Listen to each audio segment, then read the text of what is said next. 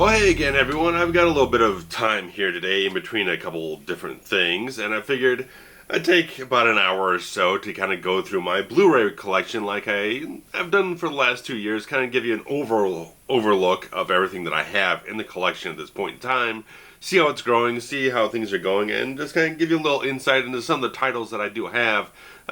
Just give you a little review of some things. So, gonna kick this off pretty quickly here, so not to waste too much time, but there's a lot of stuff. I have over 100 Blu-rays at this point in time. I keep them chronicled on Blu-ray.com, so keep everything organized and up to date, so easy access to know what I have instead of having to look through everything. But for you guys, I'm gonna start off here with a little Steven Seagal action, because I got this earlier in 2016 with a little Above the Law and the Under Siege films, because a long time ago, because my dad, he's also a Seagal fan, so a long time ago I kind of bought all the theatrically released Seagal films on DVD, and just kind of got the feeling that I wanted to revisit them after I did like the Out for Justice review. The DVD wasn't the best quality overall, so I ended up getting like an HD rip online for it. I decided I'd go ahead and upgrade a couple Seagal films here, and I got another one coming up later on, but Above the Law I haven't watched in so very long, but I really do want to check it out, so definitely looking to contact my friend Trent and see if he's interested in doing a couple commentaries, maybe kind of go chronologically through like to whatever it is, all the Seagal theatrical release films, or just do a couple select ones. Above the Law, definitely probably hit that, and Marked for Death, and a couple other ones as well. But good collection, good fun films and everything. And as always, early on in the collection, there's always my Alien Anthology set, which I scored for about $25 used and everything about 3 years ago. And one of the earliest things I got on the format, and of course with the amount of content you have on this thing, is absolutely worthwhile, and getting it for $25, it's an absolute steal. And since we got Alien Covenant coming out in May and everything, slim chance, depending how things go in the next couple of months, I might do a review on Aliens. Don't quote me on that. This is a might. So a lot of stuff to get into, just see how things flow, where my interests keep going, if I get really hyped for that movie. But so far, the first trailer really didn't do much for me. It felt a bit generic and everything. But moving on to some, since we've got a new Spider-Man movie coming out this year, another reboot.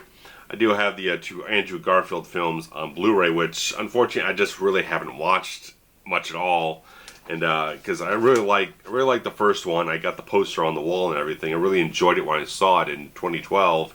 The second one I kind of enjoyed, but I really haven't revisited it much. And who knows, maybe one day I'll sell it when I just feel like it's been sitting in the collection long enough and I haven't touched it at all. Maybe I might just get rid of it, because most people don't find it a very good film anyway.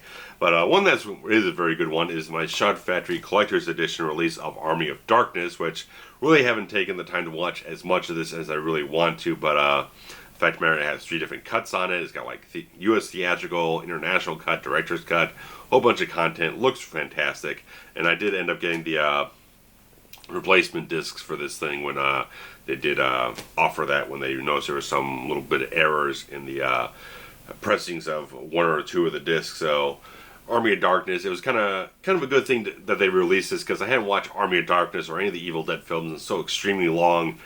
Just having this makes it just feels like a refreshing sort of thing to just go back and revisit now and everything. And something I reviewed, actually 2 films I reviewed last year was last comic book movie I actually reviewed was the Batman Dark Knight Returns animated film, which you can find my very in-depth review of it from back in last March when Batman v Superman was coming up. So I felt like that was kind of a good time to do it, because a lot of the other Batman films, the live-action stuff, I really didn't feel like I really wanted to get into it, because I have a lot of kind of middling opinions about all of them, really. But the animated stuff typically is pretty high-end stuff, and when you adapt something this good, there's a lot to say about it in depth, so I really wanted to cover that. I was really proud that I kind of kept the momentum going for about 2 or 3 months from the beginning of the year to the point where I actually got this out, to really kind of keep that going, to really kept myself on track. And of course, some John Carpenter, Big Trouble in Little China, which was a film, obviously again, I reviewed that last year. And I love doing so because I saw it in a theatrical re-release about 2 years ago at this point in time. And it was just such a good thing to actually watch this on a big screen and everything and really enjoy it on that type of level. It just felt really, really good to just kind of experience it that way and just really seeing the film finally in that fashion really kind of just ignited the spark that I really wanted to have for this film, because I'd owned the special edition DVD for so long, but I never really revisited the film that much. But once I saw it theatrically, it just from that point on, I'm in love with this film. I actually fantastically enjoyed it so much. And I got Birdman here, and I was like, I wasn't going to buy this, but then it won all the Oscars and stuff like that, and I decided to go out and buy it. And I just haven't revisited it all. It's been, 2 years since the hit disc and everything. I just haven't had a desire to watch it. I'll get to it later on the other end of the collection here, but when I put together my best/favorite films of 2014, I kind of put this at number 2 ahead of Whiplash. But as time goes on, I was like, if I could go switch it over, I'd put Whiplash ahead of this film, because I've revisited Whiplash at least a time or two, saw it on cable a little bit, and it's like, that film really just does something fantastic for me. Just there's such a raw emotion to that film and so much good stuff. It's really just kind of hits me right where I like. But this was a really fun film that I did enjoy when I saw it theatrically, but I just really haven't had the push to really kind of revisit it all on disc and everything. So one of those things, I'll see how time kind of goes along, if I ever really do give it the time of day. But again, more Ridley Scott here with Black Rain. I'm going to get a little bit more Ridley Scott here in just 2 seconds here. But another one I reviewed, and I love my poster of Michael Douglas on my wall and everything. It's one of my favorite posters. Just this is such a good film. If you guys have not seen Black Rain, it's one of the most underrated Ridley Scott films out there, because you always talk about the big films and his filmography and everything, but this was between Alien and this film, which is a straight decade, everything he had in between those 2 films bombed at the box office. So this is a very important film in his filmography to really kind of see that this really hit it big. This had a big successful box office run and everything. It was a very good film. I really, really enjoy it. Hans Zimmer does a fantastic score for this. If you've not seen the film, you can go ahead and check out my full review of it. I avoid major spoilers in it, so you can go check it out if you'd like to. And give me a second here. But talking more Ridley Scott, we got Blade Runner.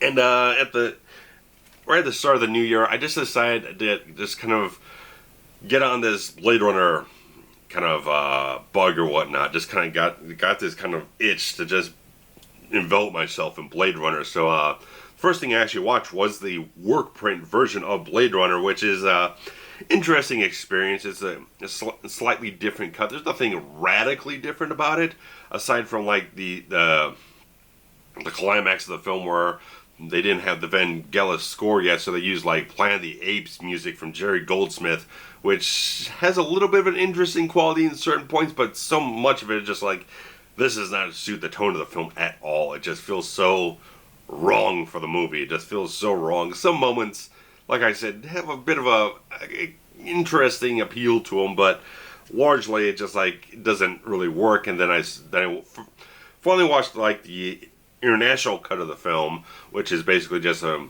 few extra seconds of violence added to the original theatrical cut, so I could just enjoy as much as I could of the original version with the narration and everything. And I kind of got a little bit more from the film overall. I mean, most of the voiceover stuff just feels very, redundant in a certain way. It's a little too, it doesn't really aid the narrative so much. It's just a little bit too obvious what it's trying to say. But there's some moments in the film where it did add something extra into the fiber, and I kind of, where it was at that point in time when I watched that version of the film, it just enriched my appreciation for the film. And of course, I rewatched the Dangerous Days documentary. I was watching deleted scenes, so I was just on this bug while I was sick and everything, down with a cold and everything. I was just sitting around watching Blade Runner stuff on my Blu-ray and everything. So that's really cool. And this is the 30th anniversary set. It's got a whole bunch of stuff inside, artwork and photographs and stuff like that. Really kind of cool stuff, but it's a little bit more compact set. There's only 3 discs on this because they took a whole bunch of stuff. There's on the original Blu-ray release, a lot of the stuff was spread across Blu-rays and DVDs, Well, they took everything that was on the DVDs and just shoved it onto like one Blu-ray, so it was a more compact set, so that's why I got that version. But next up we got Jason Bourne films in my little steelbook collection here. And these are the first 3 films, obviously the trilogy and everything. And Bourne Legacy, don't talk to me about that film. I was bored out of my skull in that film. Sitting in the theater, I wanted to walk out, so I was so bored. The new one, Jason Bourne, just felt tired. I didn't hate it, but just felt like they were just going through the same old motions. They're not really adding anything new. It's just the same old stuff. It felt very much a film out of time because, again, you got Paul Greengrass coming back, doing all the shaky cam type of stuff and everything. It just felt like, it feels like we've just about gotten past that type of filmmaking aesthetic, at least major blockbusters and everything, and now he just comes back and brings back this like 10-year-old style that people have just gotten so sick of. It just didn't feel fresh. It didn't feel invigorating. It didn't feel like they were doing anything particularly fantastically new, and it was such a shame because, I mean, Matt Damon and him, Paul Greengrass and Matt Damon really kind of said that's why they didn't come back for Bourne Legacy. That's why they made Bourne Legacy, because the two of them said that they weren't going to come back to the franchise unless they had something really good in terms of a script and a story to tell, and it just didn't really kind of pan out that way. But Captain America Winter Soldier, of course, really fun, really good stuff. I mean, what do I really have to say about that you guys don't already know? I still think it's one of the very best Marvel Studios films. Civil War didn't get as much out of. I just felt like they're playing things a little too safe. They didn't go as ambitious as they could have been with the storytelling and the consequences of everything they could have done.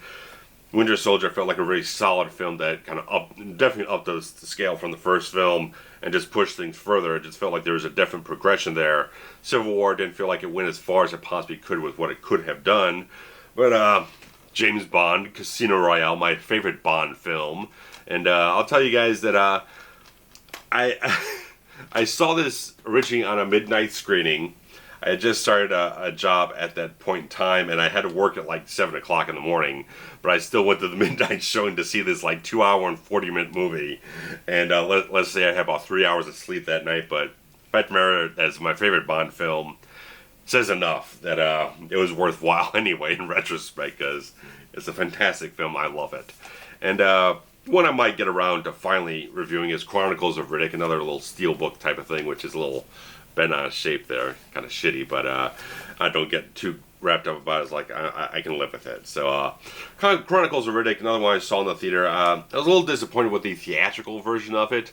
I thought the director's cut gave me more of what I really wanted from it, but I've heard other people who are on the reverse of that. They think the theatrical cut is better than the director's cut, because director's cut adds in more fantastical ideas and stuff that really kind of might not leave the best taste in some people's mouths or anything, but a little Schwarzenegger action here, a little bit of his lesser regarded stuff, Eraser, which I did the review of last year, and Collateral Damage, which I did see in the theater at the time and really couldn't tell you anything about it, so it's fairly forgettable, but I'll probably watch it at some point someday or whatnot, just throw it on, see if it gets my interest. If it doesn't, just turn it off and watch something else.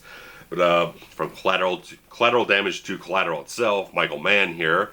Another film I saw on a midnight screening, 2004, and it just blew me the fuck away. It was the second Michael Mann film I ever saw after Thief, and this thing changed everything for me. I mean, before this, with my filmmaking endeavors, I was trying to go with like comedic scripts, stuff like that, kind of Kevin Smith type of stuff. But once I saw this, it just completely pushed me to a completely different realm of interest and ambitions and everything.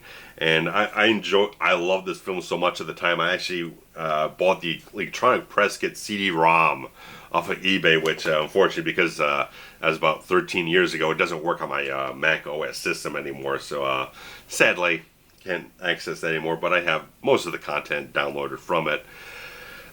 James Wan, The Conjuring 2, which was, didn't feel like it was quite as good as the first one, but it's still worthwhile to revisit at some point in time.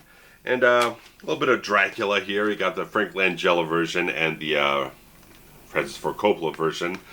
This one I really like because it's definitely a very romanticized type of version, but I think Frank Langella's performance in it is very compelling, very mesmerizing, and of course the Gary Oldman performance and everything is also fantastic. This is the latest edition, mastered in 4K, so they got some new features and other stuff. It's probably the best transfer it's had. And moving on from that, we've got Ryan Gosling, Nicholas Winding Refn, Drive, which is a film I didn't see in the theater. I kind of discovered it like a year after it came out through other word of mouth and everything, and really thoroughly enjoyed that film. And trying to move on a little quicker here. Edge of Tomorrow. Got my poster up over there for it, and I really dug this film. Obviously, terribly. I watched it like 3 or 4 times that year.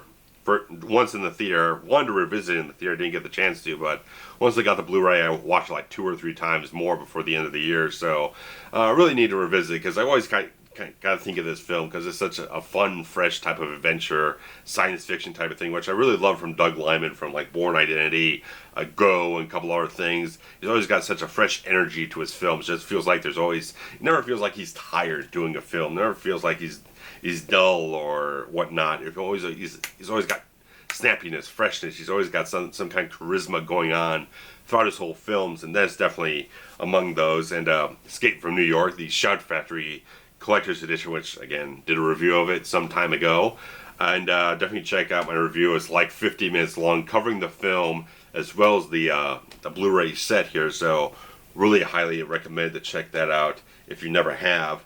And Ex Machina. I really enjoyed this. Again, another thing I discovered on home video, and really kind of like, it got my juices flowing enough. It really kind of got enough things stirring in my brain and everything. It really kind of made it interesting. It had nice kind of thriller vibe and edge to it, stuff like that. And really good performances. Oscar Isaac, Donald Gleason. Good stuff overall. I really enjoyed it. Not for everyone, but I did enjoy what it had to offer. And we got some Exorcists here, and sad that author William Peter Blatty recently passed away and everything. It's very sad to hear that he did pass away, but of course we've got plenty of stuff to remember him by. I got the Exorcist right here with the sort of earlier edition with the sort of digipack type of thing in here with all the photographs. There's a newer edition that was a little bit more costly at the time to get, had like a few other interviews or whatnot, so I decided to go for a little cheaper version. But I do plan, keep intending for like the last 2 seasons of Forever Horror Month to do like a full franchise retrospective on The Exorcist, but I just never get the time to really kind of do that, because I've only ever seen the first film and the third film, and so I still have to watch the second film and the prequels. There's a lot of stuff to get into, but also the Exorcist 3 Shout Factory, Scream Factory edition here is one I still need to spend more time to thoroughly go through, because I got this like at the last minute at the end of October, and I really wanted to kind of like do a review of it, but unfortunately my Blu-ray ripping software that I currently have was not able to function with the special features disc on this, so I'll have to save up some cash and get some additional editing software, ripping software, to be able to access all that stuff, including the new director's cut, which I've yet to actually watch. But now that Blatty has passed away, I do owe it to that fantastic artist, author, filmmaker, to appreciate and check out what his best approximation of his original vision actually was for this film. And even the theatrical version is still one of my favorite horror films of all time.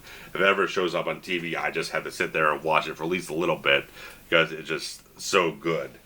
And a little more James Bond here with my steelbook of For Your Eyes Only, which I kind of watched on. I watched this on Christmas, and it was kind of fun and everything. It's again a nice, fun, easy-going type of Bond film. Not going to challenge it too much. It's not fantastic, but it's still a lot of fun stuff, a lot of great action sequences, really good stuff. It's kind of like at the cusp of Roger Moore getting just about too old to really play the role, and then he still had like another 3 films to go. But it's nicely at the cusp of that. It's probably the peak of how old he probably should have been to play the role, and then they went on with like Octopussy and View to Kill, whatnot. But it's a good, solid one. I really enjoyed this. And Of course, I got my set of Ghostbusters 1 and 2 on Blu-ray, mastered in 4K. And what do I really have to say about Ghostbusters or even the sequel? Really fun stuff, all that type of stuff. And more Bond with GoldenEye, my first ever Bond film that I saw, which was theatrical in '95, because my sister was such a big Pierce Brosnan fan, still is. And really fun, just always coming back to this one. It's like, it falls off just a tad bit when you see something like Casino Royale, which is a little more in depth and whatnot, but a lot of the stuff still is very solid and holds up very well after 20 plus years. That's a good thing to say. And another one I reviewed some time ago was The Guest with Dan Stevens, and a really kind of fun sort of retro 80s type of film that has like action and slasher film tendencies added into it, kind of mixed in as it evolves throughout the whole storyline. Very fun film, really cool stuff. You can usually find it on Netflix if you ever want to check it out. And of course I got my Halloween Ultimate Edition or whatnot box set, which don't know if I'll be covering any more films from this franchise, which I do have gaps in there, of course. I've only done the first, third, fourth, and sixth films, but a lot of the other ones don't terribly snag my interest so much to really kind of like spend the time and effort to review them. Most of the stuff would be very heavily critical, and I kind of like delving mainly into stuff that I really much highly enjoy, and that wouldn't be so much the case there. But of course, which I won't say much about this, but Michael Mann's Heat, which I'm still editing the review of at this point in time. I'm trying to get as close to the end as possible, but my schedule's been kind of like working a couple of days. I have one day off, and I'm back to work, so it's kind of like hard to kind of get everything compacted and get as much done in a concentrated point in time as possible. But heard there's supposed to be like a at least in the UK right now.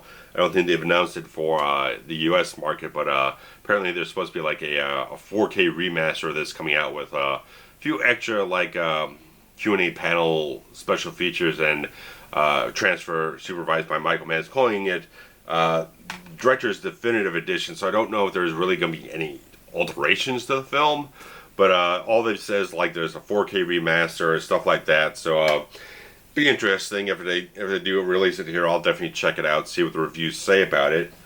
And one slightly out of order here is Happy Birthday to Me and When a Stranger Calls, nice little cheap little 2-pack here. Happy Birthday to Me was kind of a surprise one, because I saw a review of this and really highly recommended it, and it really blew me away when I saw it.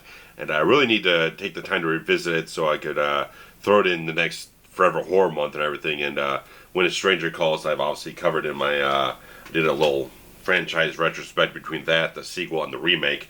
And the sequel is actually my favorite one. I got the laser disc of that. But the Highlander 30th Anniversary Edition, I just got this. I watched it the other day, and I was really impressed. It's a little, the transfer is superior to the previous Blu-ray, which I do have up here, which I'll obviously be disposing of in due time, selling it off, because this is definitely fantastic, and it has like almost a 2-hour-long documentary on the film, some extra interviews with Russell Mulcahy and Christopher Lambert, and everything else from the other edition, everything. So it got me old DVD edition with the Queen music videos and everything, and the vintage commentary track. This looked fantastic. It sounded fantastic. Kind of compared a little bit to the old Blu-ray. It's like there is more color saturation, a little bit of other stuff. There's definitely limitations with the original film print. There's some points where there's like a video composite shot and that still doesn't look very good, and certainly some grainy film stock, some stuff that doesn't look quite as good between like when you do some of the crossfade transitions, stuff like that. So it gets a little bit grainy, but I think this is probably the best version you're ever going to see of this, unless they do release like a 4K Ultra HD version. But this was remastered in 4K and everything, so this is probably the best you're ever going to see it. I never even thought Highlander could ever look this good in high HD, and it absolutely does. Well worth checking out. It's like $10 anywhere you look for it, so an easy purchase for you guys. If you do enjoy Highlander, get that version. I still need to watch that documentary, but the fact that they have like a 110-minute documentary on it is a fantastic thing. And Invasion of the Body Snatchers '78. I'll eventually do a review of this one because it's a really fantastic film. It's one of those things where like a remake that definitely proves that you can do it extremely well, and just it's a creepy, moody, atmospheric film and great thematic stuff all over the place. Definitely need to take the time to invest in getting that covered.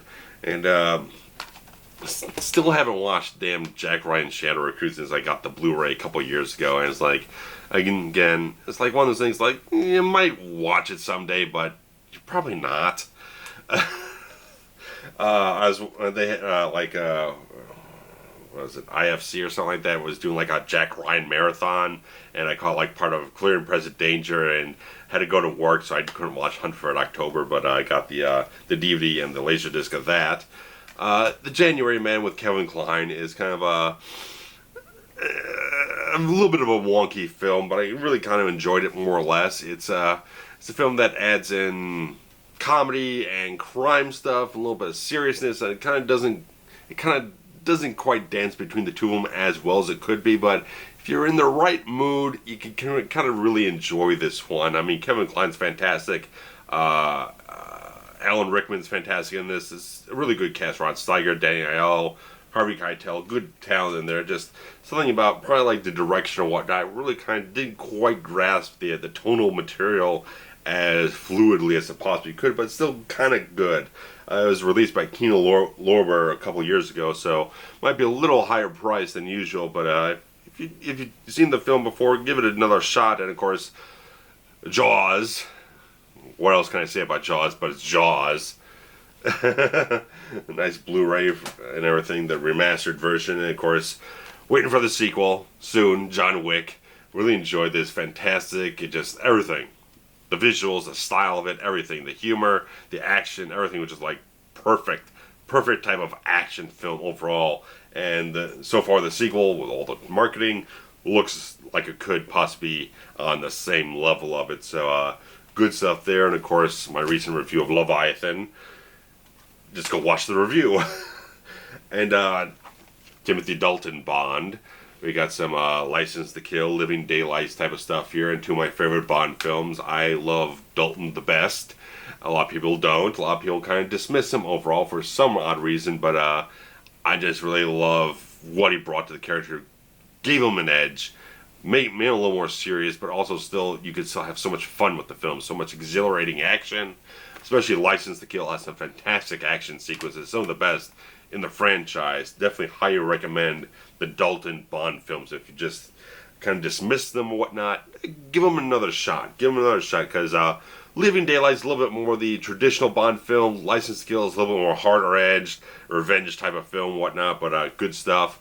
Lost Boys did the review of it last year, so we go check that out. But all these, I mean, anyone who's finding Lost Boys doesn't need me to say a whole lot about it, but you can enjoy my review if you do.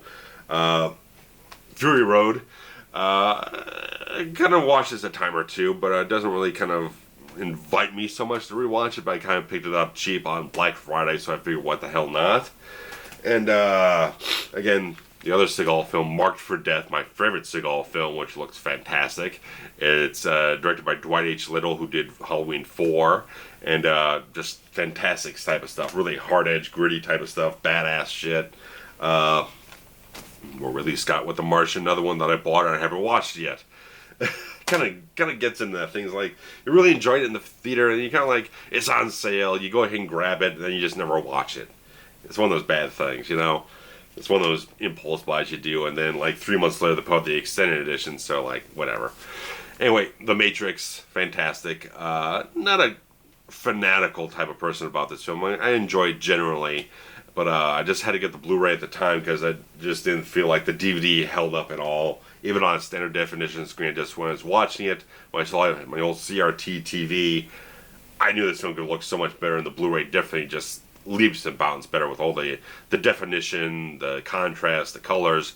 Everything really kind of worked. Even though they do obviously alter the color timing from the original theatrical run, it still looked vastly superior to the general transfer of the DVD, which was definitely highly regarded at the time, but we're in an HD age. Definitely looks fantastic. And Mean Guns with Christopher Lambert and Ice-T, Deborah Van Valkenburg, a whole bunch of people. Tom Matthews from Return of the Living Dead and Friday the 13th Part 6. Albert Pugh, this is action exploitation from wall to wall.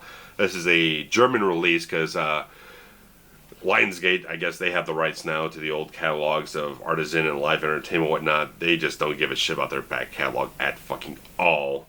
Unless it's like a Rambo film and whatnot, they just don't do shit with it. So all you have out there from them in the U.S. is just a pan. This was shot anamorphically, so all you get is a pan and scan version from an old like VHS master. So I paid a lot of extra money to get this, and I was glad to do so because it's a full anamorphic widescreen transfer. Not the best compression quality, but to get what I wanted, I'm very much pleased about that and everything. So Rogue Nation, Mission Impossible, which I do like Ghost Protocol better, but this was still okay. I didn't get as much fun from the film as I did Ghost Protocol. It's a little more heavy on the drama or whatnot, not so much on the Brad Bird type of kinetic action and whatnot, the kind of energy he had in that film. The original Mortal Kombat, the only one that I need to watch is the 1995 version. Had to get that because my old DVD was non-anamorphic. I just figured just get the damn Blu-ray. The Nice Guys, which I definitely need to rewatch. Because I absolutely loved this in the theater. Really wanted to see it again, but obviously it didn't do well at the box office, so it kind of disappeared from theaters pretty quickly. Definitely need to give this another watch soon. And of course, since we're doing the commentary series, I had to get the Elm Street Blu-ray set, which has the first 7 films, which is pretty much all we're going to cover in our commentary series, because we feel like anything beyond that, we don't have a whole lot constructive to say about the film. So we'll get around to finishing this and move on to a couple other genres in our commentary series, and just kind of mix it up, freshen it up and everything. And Pacific Rim, I got the 3D Blu-ray version because it was just available at the resale shop, so I decided to get it because I kept seeing it on like FX and HD and everything looked absolutely brilliantly fantastic because Guillermo del Toro does make such vibrantly colorful films. I had to get it. And of course Pitch Black, which another review I did some time ago in my steel book again, and really fun, really good stuff from David Twohy. One of Vin Diesel's best films because it feels very pure. There's not like ego involved with some stuff that you might have like the Triple X franchise now, which is what I'm hearing from some of the reviews. I never bother with the franchise, but Point Break. Just move on to Point Break anyway. My favorite action film, flat out. My favorite action film. Can't deny it. Yeah, I can't do anything but tell you I absolutely love this film so much. The ending of this film is one of my favorite endings to a film ever. Gotta jump back because I had all the Michael Mann films out of order because I had a little setup here for the rest of the Heat review and whatnot. But the Manhunter Shout Factory edition, which I still need to get a little bit more in depth into. Watch some of the features, but I need to get more into it. But this will eventually come. This review will eventually come to you guys, and I hope you'll enjoy it when I do it. And moving on to a few other things, and move my stuff around here. Poltergeist 3, which there's a Shout Factory Collector's Edition coming out sometime soon. Very, very soon. So review I did of this was kind of done in a very objective type of fashion, because I never saw the second film. The first film, it's a good film that I never really had any sort of personal connection to, so I could go into this film with a completely clean slate generally and just enjoy it as its own self-contained thing. And I fairly enjoyed it. I thought it was an okay standalone horror film with some issues here and there. But Prometheus here was one of the earliest Blu-rays I got because it had so much freaking special features, 7 hours worth. And if you're going to get a Blu-ray player, you're going to want to get something that has a lot of content to watch on it. So that was kind of cool. But I really probably, when Alien Covenant comes around, I'll probably revisit this myself personally, and just kind of get a great handle, because I love the atmosphere of the film. I love the music of the film. I was kind of wowed by the ambiance of it all, but I don't think I've really taken the time to really kind of analyze it like a lot of other people did and find the flaws in it, because my theatrical experience with the film was kind of weird with the audio system I was seeing it with. So what wasn't the clearest experience I could have. So I really need to take the time to watch the film in full and kind of get into it. But my latest pickup is Purple Rain, the remastered edition, and I was watching a couple segments from the film, and it really did look good. Sort of like Highlander, it was a kind of a low budget film in a certain way. So there's a lot of grainy film stock. Some of the elements, the source elements of the film, I'm sure are presented in the best quality possibly can, but there's still a lot of sequences that are kind of dark, kind of grainy. But I love Purple Rain. I love this thing. I love the soundtrack. It's one of those films that I think when they put out the 20th anniversary DVD, I just kind of like, I watched it like at least once every week for I don't know how long, but I just absolutely love that film so much. It's so deeply enjoyable to me and everything. And the Raw Deal, the Schwarzenegger review I did last year as well, and just one of those films that not a lot of people put in much regard for Arnold, but I just have this kind of a special sentimentality with the film. There's certain things I really do enjoy about the film. It's definitely the probably one of the most unique ones in its filmography, because it is basically like Arnold Schwarzenegger doing a Charles Bronson film. It's very, very unusual, but I enjoy a lot of the elements of the film so much. And as I slightly mentioned earlier, Return of the Living Dead, not the Shot Factory edition, just the regular old release or whatnot, but I watched this over October and really enjoyed it again. So very fun. Riddick, again, finishing out the whole trilogy and everything here. There's some word about there maybe being like another film being produced or like some kind of spin-off television series, but I really haven't heard anything about it in like a year or so. But I didn't really enjoy it when I saw it theatrically, because I really was more of a fan of Chronicles of Riddick and really kind of necromonger storyline, which a lot of people aren't. But that was the thing I really liked, the big space opera type of stuff. And they really kind of went in a different direction. So I didn't like it theatrically, but when we revisited it later, very much grew to appreciate the film. And of course, you gotta have RoboCop, of course. And I had to get it with this metal pack and everything, because my old DVD was the steel book, so I couldn't just go to a plastic keep case. I had to get a nice solid metal pack and everything for RoboCop. So there you go on that. And of course, Rocky Heavyweight Collection, everything from the first to Rocky Balboa is in here, and really good stuff, really fantastic, way better quality than the DVDs ever had. Look fantastic, sound fantastic, good stuff overall. And something else I kind of picked up on a whim because it was cheap at the resale shop, and that was Run All Night with Liam Neeson. Because when you went in the store, like a Best Buy or whatnot, to buy this thing, it was always like $25, $30 for the Blu-ray. It's like, I'm not paying that. I know it was a box office bomb, generally wasn't very successful. So I imagine they're probably just trying to gouge as much cost from the Blu-rays as possible, but I got this for like $6, $7 at a disc replay resale shop, so figured what the hell, I kind of enjoyed it. It wasn't perfect, but it had enough good elements to it. Ed Harris is fantastic in the damn film. Scream on Blu-ray and everything. I've also got the old DVD set. I've got the unrated director's cut Laserdisc, and now I also have the Blu-ray as well. So all bases covered now. So eventually one day you'll get a Scream review from me.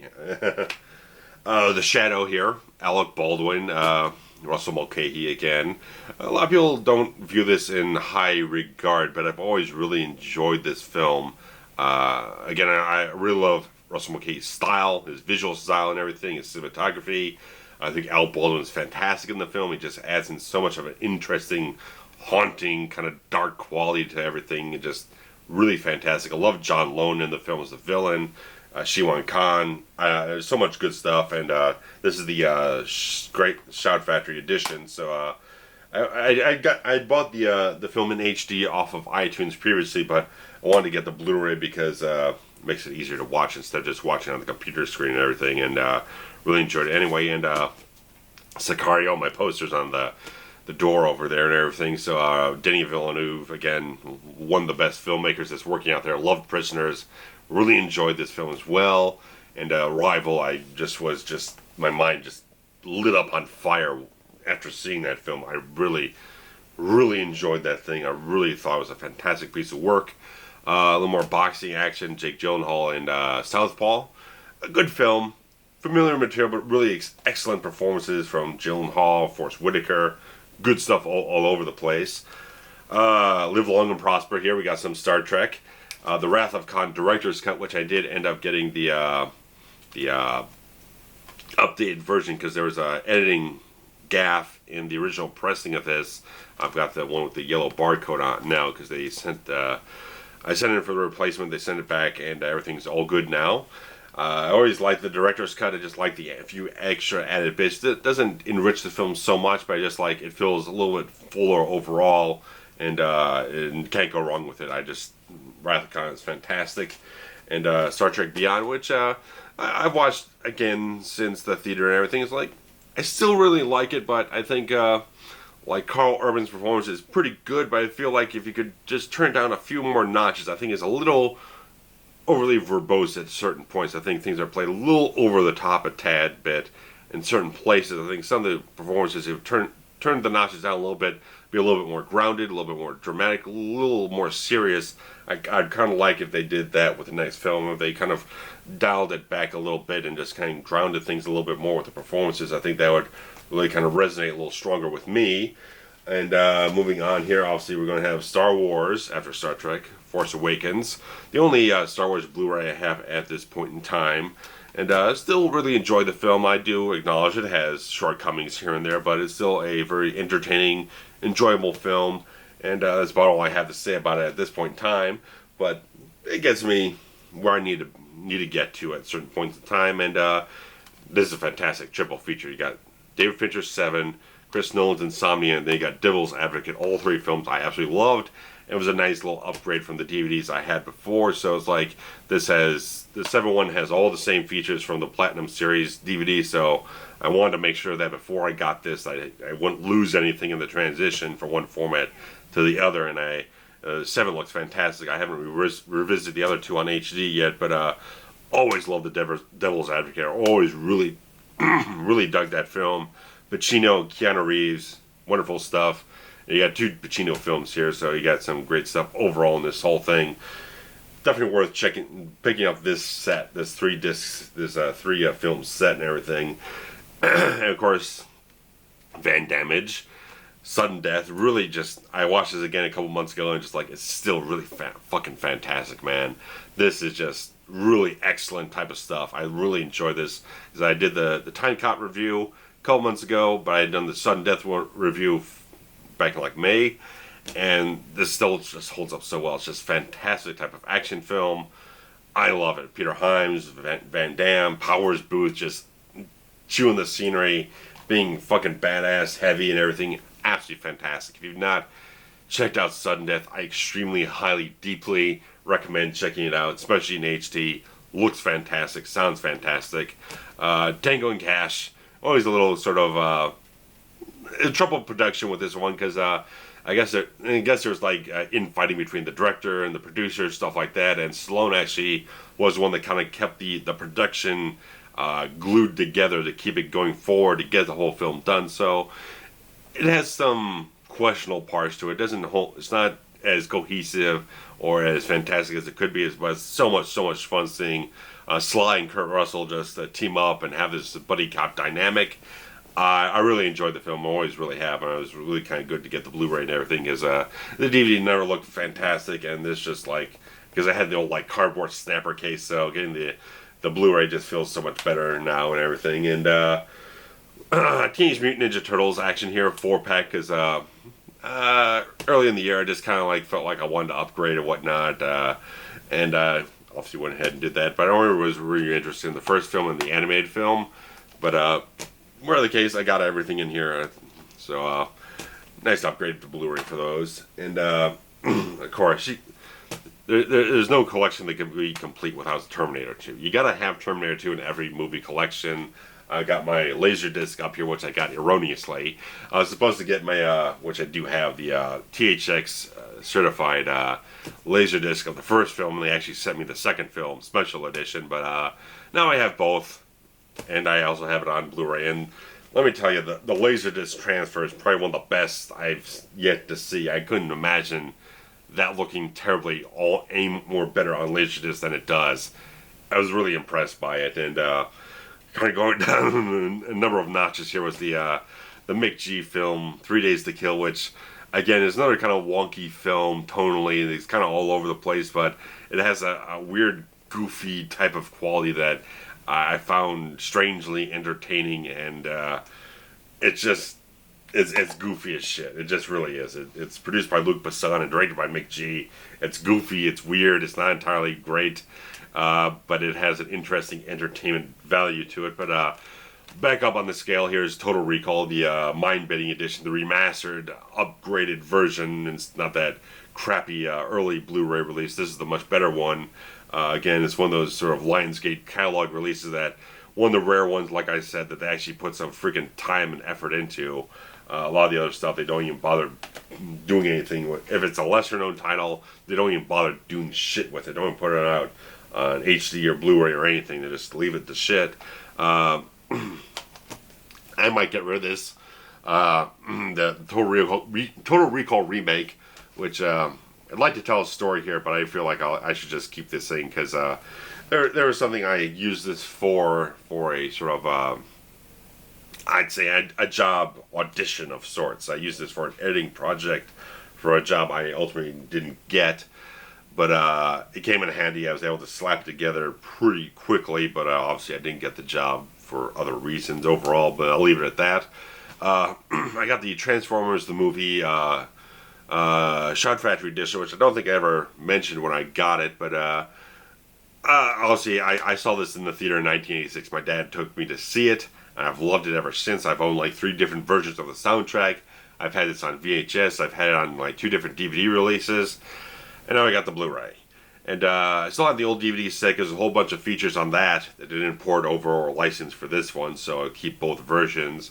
And the transfer on this, I've heard differing words about this, that some people find the black levels solid, but when I watched it on my TV, the black levels didn't look very good. They looked pretty washed out. They looked kind of gray. Some people are saying that, I don't know if it's calibration of your TV, your settings and whatnot, but some people are saying the black levels are solid. Other people are saying they don't look very good. So that's not something that you tend to hear. It's like either people say black levels are solid or they're not. And it's pretty much usually sort of one of those blanket type of things. So there's not a lot of variation on whether they look very good or they look very off. So I'm not sure exactly why some people are saying it's one way or another. Maybe it's just the equipment they're using to watch it on. Maybe it's better than mine. I got like this Insignia Roku 32-inch TV, so surely not the highest end type of thing, but it serves me well. Picked up Underworld on Blu-ray, but obviously I've ended with the franchise. I saw Awakening. I saw Awakening on cable. I didn't pay to see that movie, and it's like, okay, you're not gonna. I know exactly where you're going with this franchise. You're coasting. You're on cruise control. You're not really doing anything fantastic here. You're just gonna keep limping along and everything.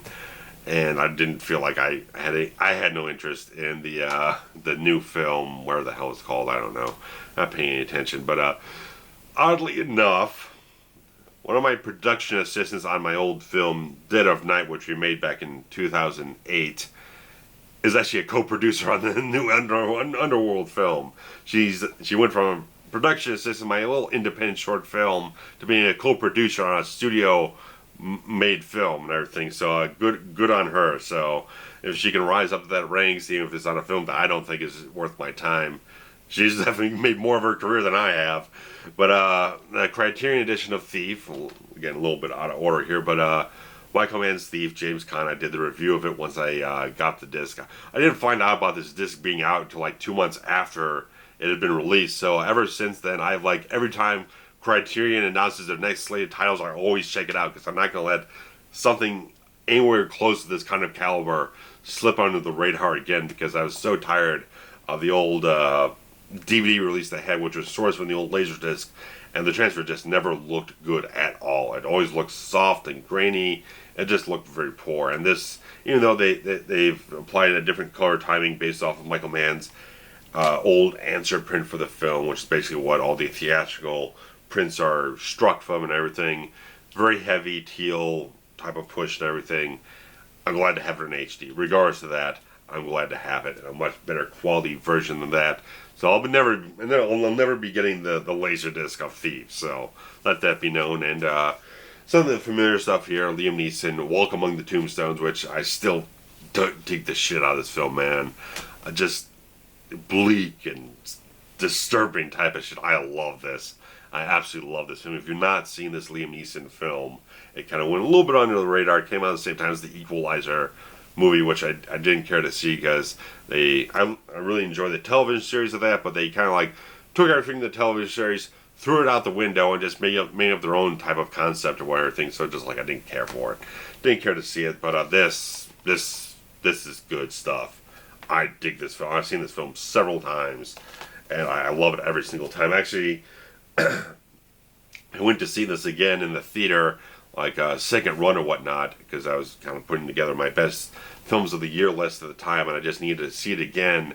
And the second run theater was actually projecting it on 35mm film, and it was like, for something that's this grim and gritty and everything, that just added more character to the film. I just loved having that experience with it.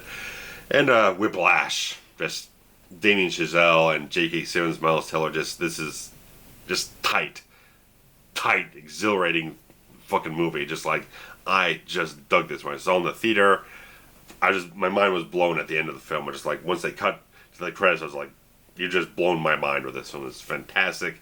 I was so glad that this thing won like best editing at the Oscars, because like, this was fantastic editing, fantastic film.